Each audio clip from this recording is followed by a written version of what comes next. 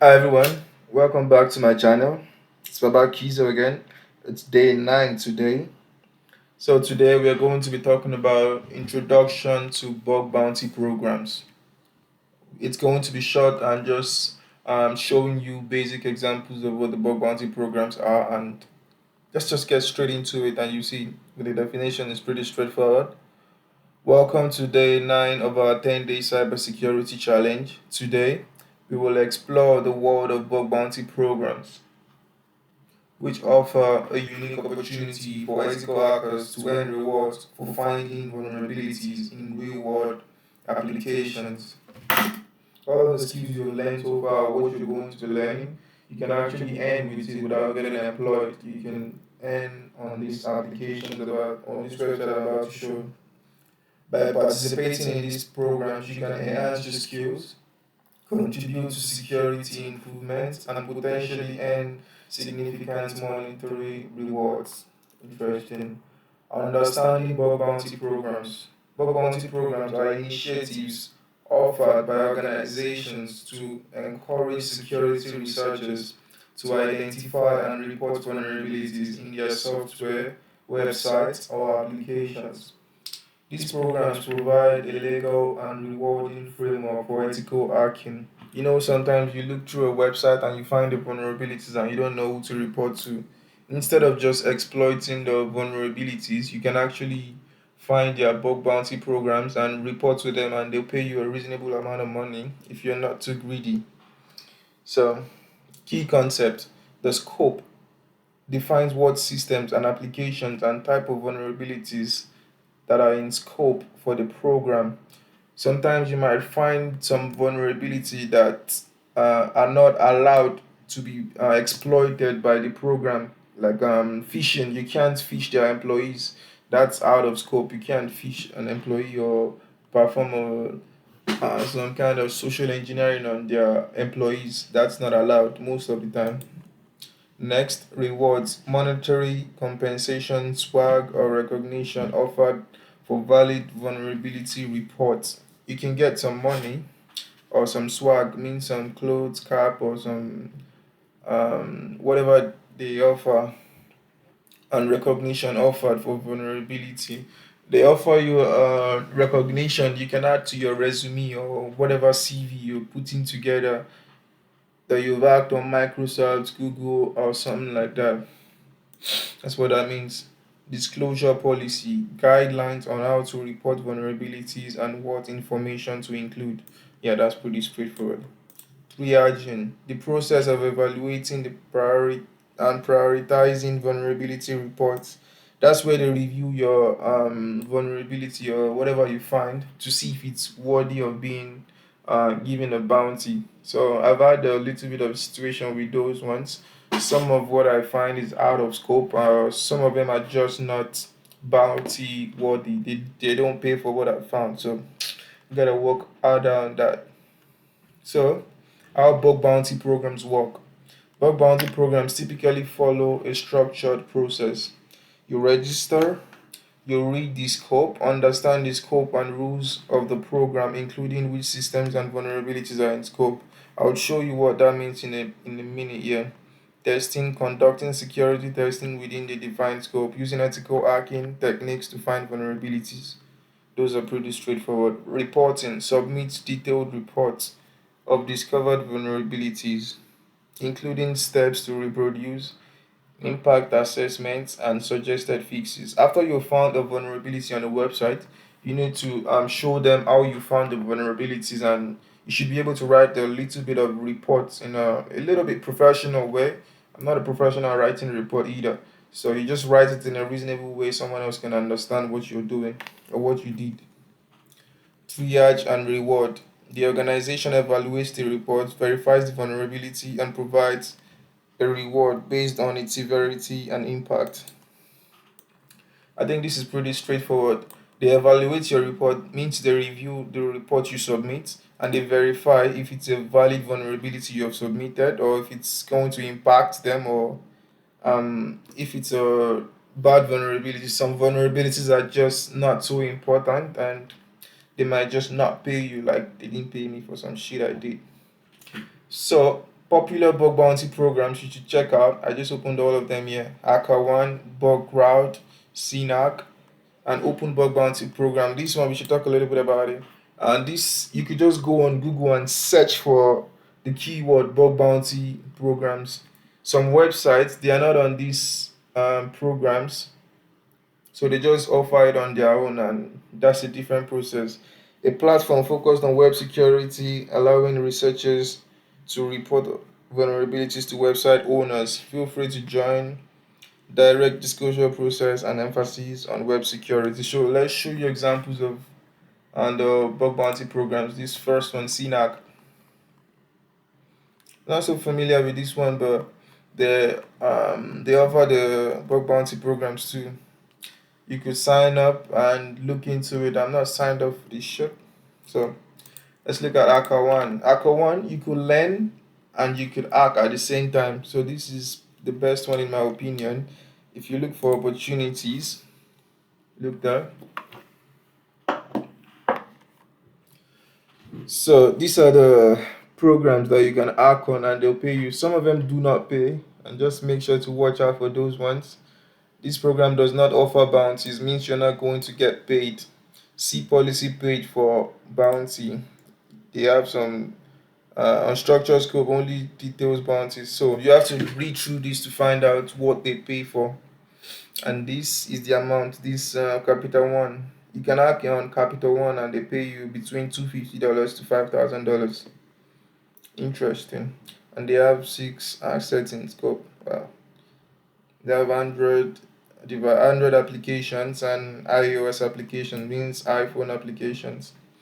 So yeah, a few other ones. You could just sign in, or just you don't have to sign in to see all of this, and just look it up and see whatever you find interesting there. And this one is my favorite one. This is where I work on. So they offer different programs from India, Germany, Switzerland, France, all over the world. So you can look through them. This is the reports that have been submitted by other hackers or researchers, you could say. So the time they respond to you after you submit a vulnerability is less than a day. They respond to you so quickly, and you could get between 0 to 2,000. Means some vulnerabilities you find you might not get paid. So I don't fucking work on this type of shit. So you go between 50 to 5K. That's a reasonable amount. Depends on what you find. That's what depends on the amount you're going to get. So the amount goes up 100 to 10,000, 50 to 3K. And sometimes it could go way up, yeah, like 0 to 50K. That's a lot of range. So depends on what you can find. And these programs are public programs. Look at this. But if you've got some experience and work a little bit on the programs, you might get an invitation like I did. But I can't show you the invitations I've got because it would be unacceptable. So you could just see from here, I could show you from here. I have zero pending invitation, but I've got already accepted four invitation from four different programs that I can freely act on. They invited me privately, so I got some privilege on those. Next, Bugcrowd. This is another good platform to hunt for. Go there, you could find out the prices, and there's not too much to worry about here. Just go there, click on one of the programs, you read the scope and the definition of what you can work on. You look at this target information, you read a little bit about the target you're about to attack, and this is a Web3 game with a marketplace and a crypto economy that rewards players with every distribution and more for specific intents. Wow. Yeah, just read a little bit more about that and you find out more. Reading through it really quickly, let's go to the next one. This is a Web3 platform. This is different from the ones we'll be looking at. These ones are for web application. This is Web3 for mostly crypto sites or crypto web applications or something related to Ethereum, all of those shit. I'm just learning about this one too. So damn, rewards up to 15 million dollars. Jesus. $10 million, $5 million. So you should know it's not gonna be an easy task. It's going to be working with a smart contract and looking for something on blockchain and DLT. This one has a website in it and the application. Let's look at this one. When there's a website and application, I could look at that one. So you get a maximum bounty, 5 million. Holy fuck. So damn. Let's go. I haven't checked this in a minute. Then you go. Okay, this is what they pay for websites. Okay, now they're breaking it down. 5,000 application, 25 to 50K. Okay, okay. Now 25, blah blah blah, medium. Okay. The one they pay the most amount for is the smart contract. If you're able to hack the smart contract, bro, you're gonna make a shitload of money. 10K to 100K for why? For critical. 50K to 5 million. Okay, they broke it down. That's crazy, man. Well, let's go back to blog and finish up. Tips for success in bug bounty programs. Participating in bug bounty programs requires a strategic approach and persistence. Here are some tips to increase your chances of success.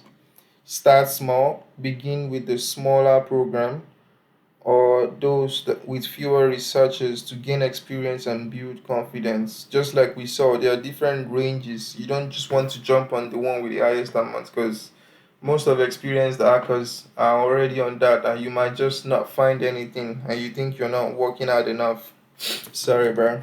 You gotta start small. Focus on in scope. Adhere strictly to the program scope and rules to avoid legal issues and ensure valid submission. So don't just go attack in a wild range of shit. You need to be in scope with what the programs allows you to do. So there's an example just right here. Let's look at this one.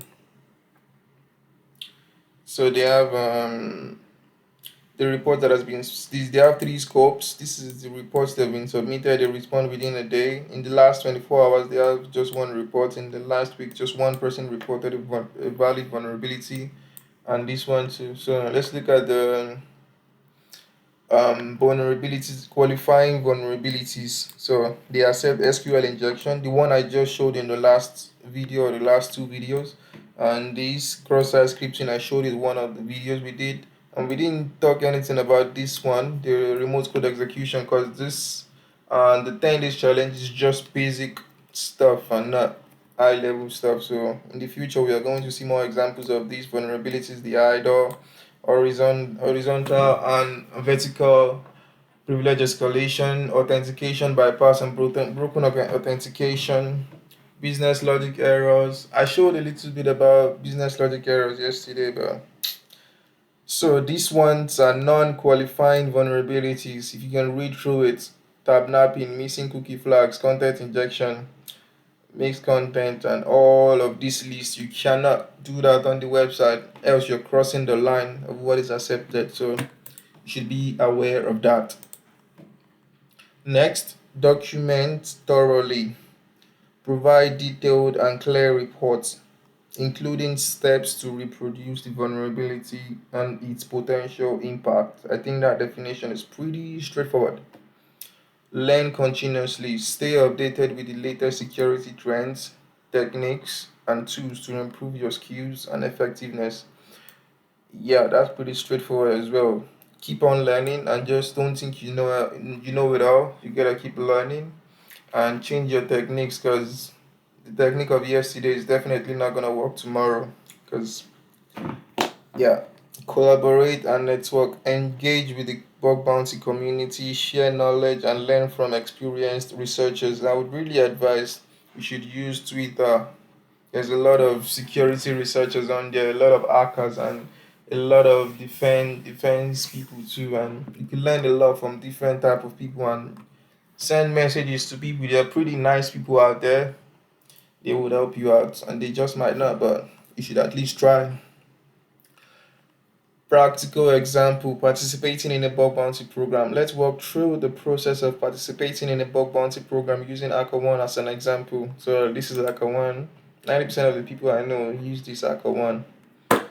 but I don't. It's, in my opinion, it's too saturated. There's a lot of people working on there. It's kind of difficult to find something valid, in my opinion. So sign up, browse the programs, look for one that suits your aesthetic or whatever it is you want. Select a program, conduct testing, submit a report, receive feedback. The feedback you receive might not be always positive, but you just gotta keep trying and make sure you stay in scope and don't go out of line.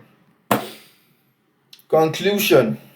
Today, we explored the exciting world of bug bounty programs and how they offer opportunities for ethical hackers to contribute to security and earn rewards. Participating in these programs can be fulfilling and lucrative endeavor. It is lucrative if you can be consistent and use your mind effectively. Tomorrow, we will conclude our challenge by discussing cybersecurity careers and resources for further learning. I'm going to show more resources tomorrow and a little bit about the careers you could get into as an hacker, and you can choose whatever you want. You're an adult. Stay safe and happy hacking. Thanks for joining me today again. Have a good day.